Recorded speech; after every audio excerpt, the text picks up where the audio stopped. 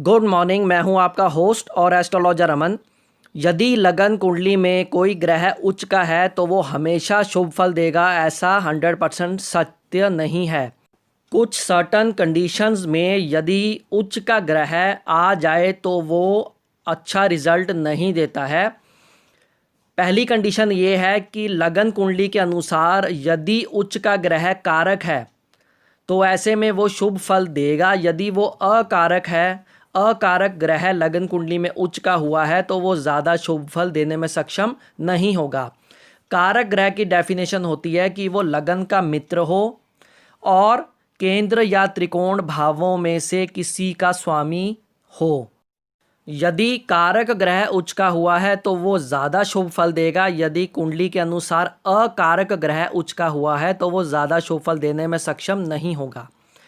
Condition 2, उच्च का ग्रह जो भी हुआ है यदि उसकी राशि छठे भाव, अष्टम भाव या द्वादश भाव में आती है तो ऐसे में ग्रह उच्च का होने के बाद भी ज़्यादा शुभ फल नहीं दे सकेगा। इसलिए जो भी ग्रह उच्च का हो वो जिन राशियों को ओन करता है वो राशि छठे भाव, अष्टम भाव और द्वादश भाव में ना आती हों। कंडीशन 3, उच्च का ग्रह यदि कोई लगन कुंडली में है और उसी के साथ यदि नवमांश कुंडली में वही ग्रह नीच का है या शत्रु राशि में बैठा है, शत्रु ग्रहों के मध्य में बैठा है, तो ऐसे में लगन कुंडली में बैठा हुआ उच्च का ग्रह भी ज़्यादा शुभ फल देने में सक्षम नहीं होगा। चौथी कंडीशन, यदि कोई कारक ग्रह उच्च का है और वो सूर्य से अस्त है या फिर राहु और केतु के एक्सिस में है, राहु या केतु के साथ उच्च का ग्रह बैठा है, तो ऐसे में उच्च का ग्रह ज़्यादा शुभ फल देने में सक्षम नहीं रह जाएगा।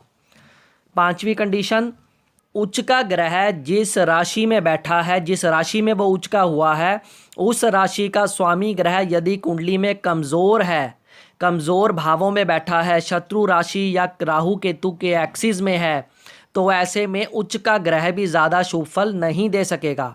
इसके विपरीत उच्च का ग्रह जिस राशि में उच्च का हुआ है उस राशि का स्वामी ग्रह भी यदि कुंडली में मजबूत स्थिति में दिखाई दे रहा है तो ऐसे में उच्च का ग्रह अवश्य शुभ फल देगा।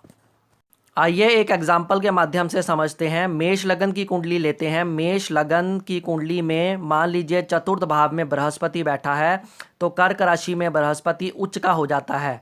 और मेष लगन की कुंडली में बृहस्पति कारक माना जाता है क्योंकि बृहस्पति की धनु राशि त्रिकोण में आती है, नवम भाव में आती है।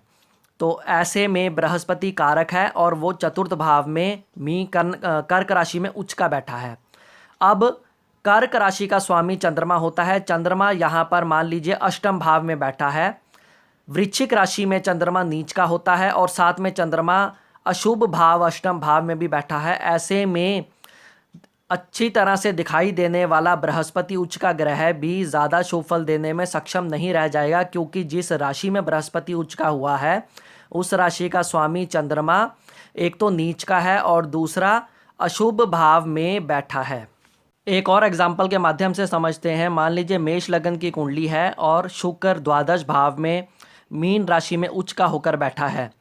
मेष लगन की कुंडली में शुक्र ग्रह कारक नहीं माना जाता है, वो अकारक होता है क्योंकि मेष लगन की कुंडली में शुक्र दूसरे भाव और सप्तम भाव का स्वामी है। दूसरे भाव में वृष राशि आती है और सप्तम भाव में तुला राशि आती है।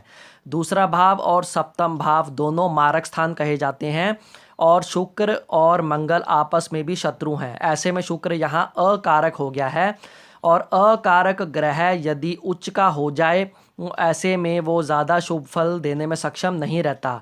शुक्र यहाँ 12वें भाव में बैठा है। हालांकि 12वें भाव में अकेला शुक्र ऐसा ग्रह है जो अच्छा फल देता है, लेकिन शुक्र मेष लगन की कुंडली में अकारक होता है, इसलिए वो 12वें भाव में उच्च के होने के बाद भी ज़्यादा शुभ फल देने में सक्षम नहीं रह जाएगा। इसलिए ये धारणा गलत है कि यदि कोई ग्रह लगन कुंडली में उच्च का हो गया है तो वो सदैव शुभ फल ही देगा।